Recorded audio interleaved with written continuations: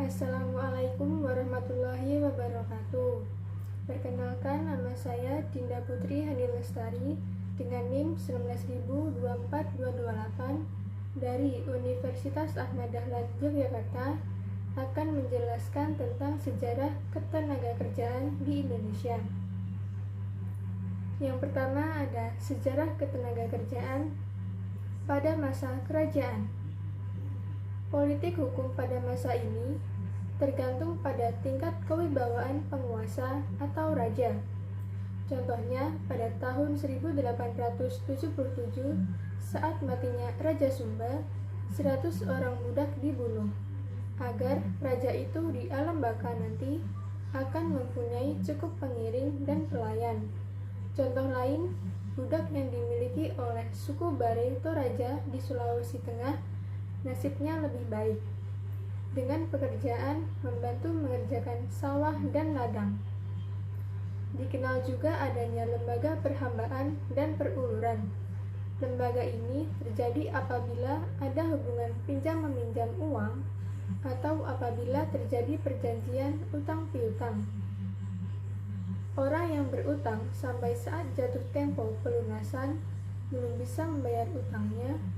Pada saat itu pula, yang berutang menyerahkan dirinya atau menyerahkan orang lain kepada si kreditor sebagai jaminan.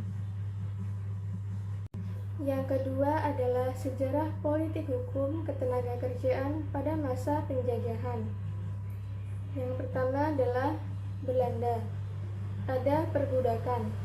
Pada masa ini, masyarakat Indonesia yang menjadi budak tidak memiliki hak apapun termasuk hak hidup.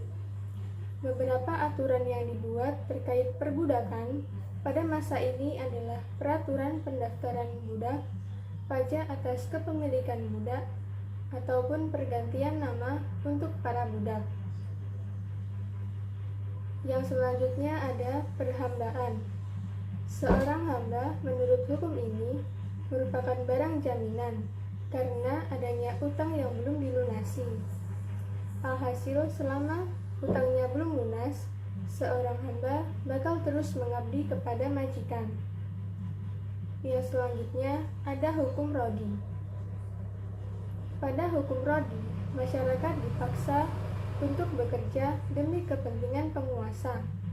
Salah satu wujud kekejaman dari hukum Rodi di zaman penjajahan Belanda ini adalah pembangunan jalan Dendel sejauh 1000 km yang menghubungkan antara Panarukan di Banyuwangi, Jawa Timur dengan Anyer di Banten. Yang selanjutnya ada Peonale Santi. Diawali dengan adanya Agrariswet atau Undang-Undang Agrarian pada tahun 1970.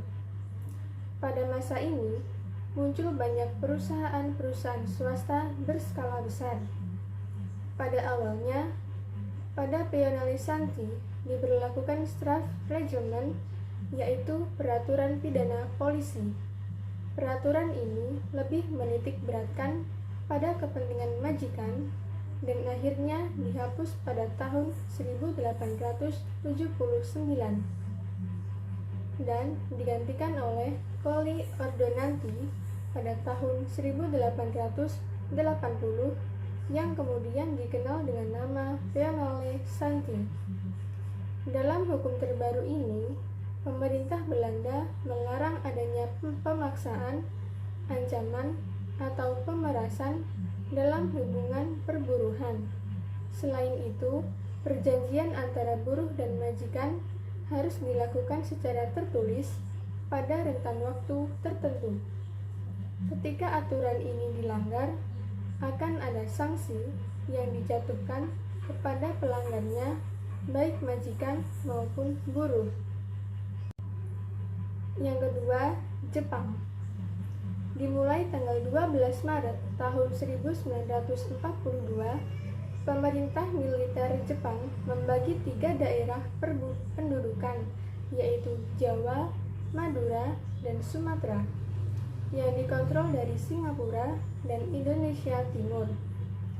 Politik hukum masa penjajahan Jepang diterapkan untuk memusatkan diri bagaimana dapat mempertahankan diri dari serangkaian sekutu, serta menguras habis kekayaan Indonesia untuk keperluan Perang Asia Timur Raya. Pada masa itu, diterapkan Romusa dan Kinrohoshi. Romusa adalah tenaga-tenaga sukarela yang pada kenyataannya adalah kerja paksa yang dikerahkan dari Pulau Jawa untuk ke Sumatera sekitar 100.000 orang dan bekerja secara terus-menerus hingga meninggal dunia. Sementara Kinrohoshi adalah tenaga kerja paksa yang dipekerjakan dalam waktu singkat. Yang ketiga adalah sejarah ketenagakerjaan politik hukum setelah Indonesia merdeka. Yang pertama ada masa Orde Lama. Orde Lama merupakan sejarah awal bagi lembaga Kementerian Perburuhan dalam era kemerdekaan Indonesia. Melalui Peraturan Pemerintah Nomor 3 Tahun 1947, dibentuk lembaga yang mengurus masalah perburuhan di Indonesia dengan nama Kementerian Perburuhan. Pada masa Soekarno, kekuatan buruh dalam keterlibatan di bidang politik sangat tinggi dan sangat memberikan pengaruh yang kuat. Kementerian Perburuhan ini terbentuk hanya untuk mengurusi buruh-buruh yang ada di dalam negara pada masa itu.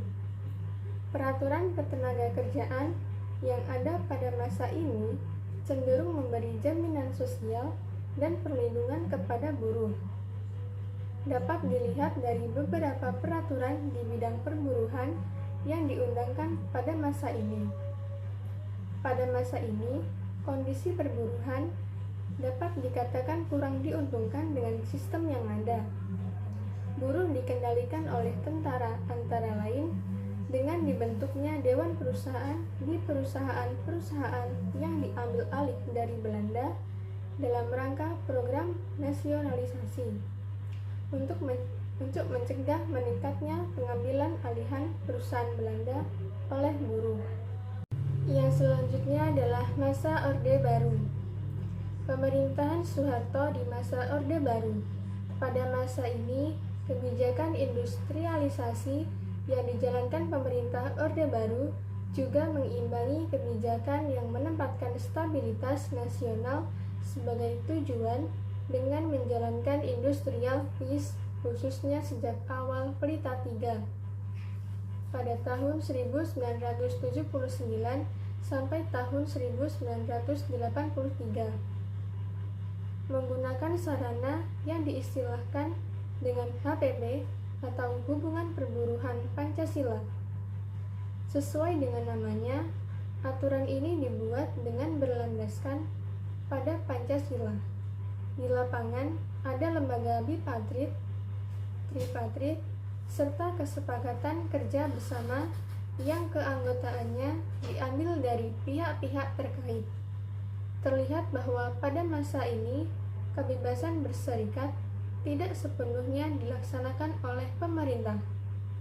Peran militer dalam prakteknya sangat besar, misal dalam penyelesaian perselisihan perburuhan. Yang selanjutnya adalah masa reformasi.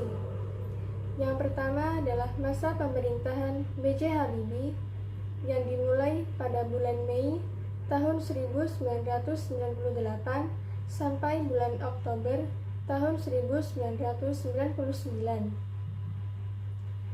Di masa kepemimpinan Habibie, di mana kondisi Indonesia masih mengalami kondisi yang belum stabil di segala bidang karena warisan dari masa Orde Baru.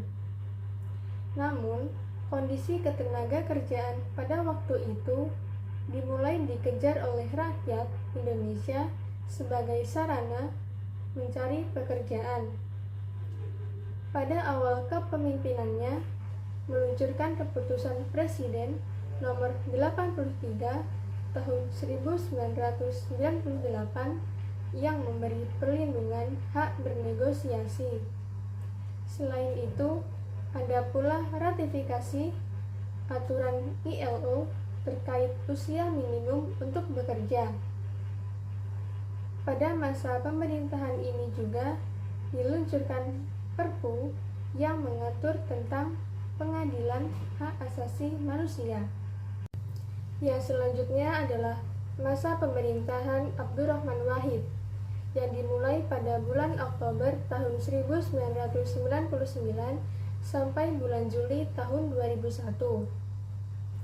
Ketika Abdurrahman Wahid memimpin Indonesia, politik luar negeri Indonesia cenderung mirip dengan politik luar negeri Indonesia yang dijalankan oleh Soekarno pada masa Orde Lama, di mana lebih menekankan pada peningkatan citra Indonesia pada dunia internasional.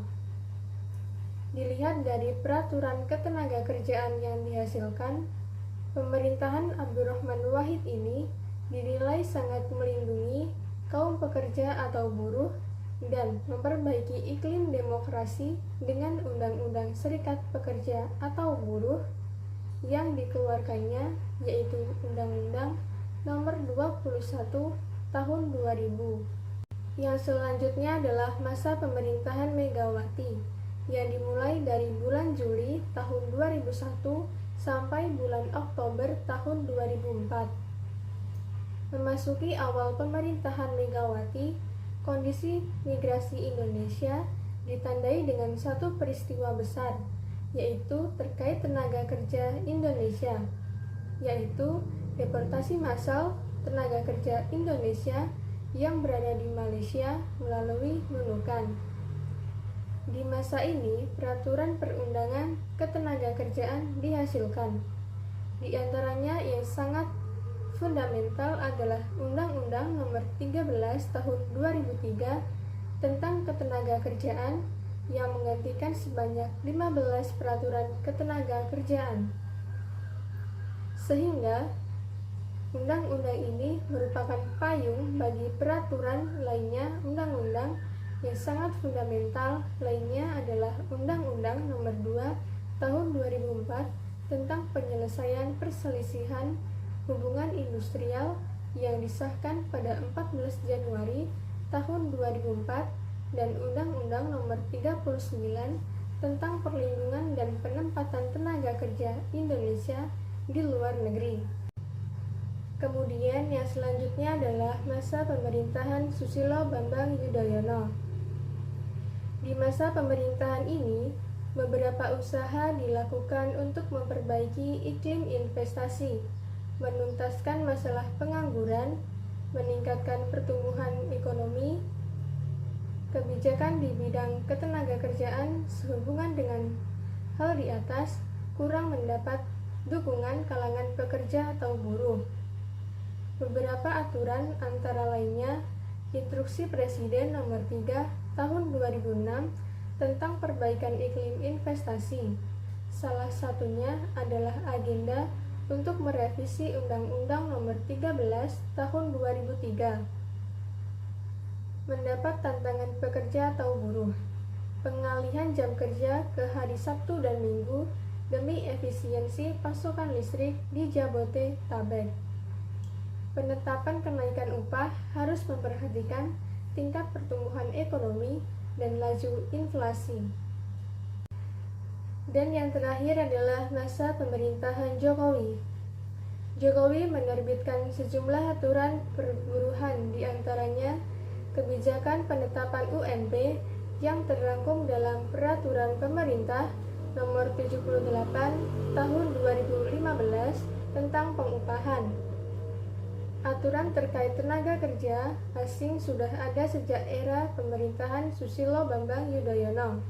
Namun di masa Jokowi menjabat, aturan ini kembali ditegaskan lewat Perpres Nomor 20 Tahun 2018, serta pemerintahan Jokowi telah menekan Peraturan Presiden Republik Indonesia Nomor 82 Tahun 2018 tentang jaminan kesehatan.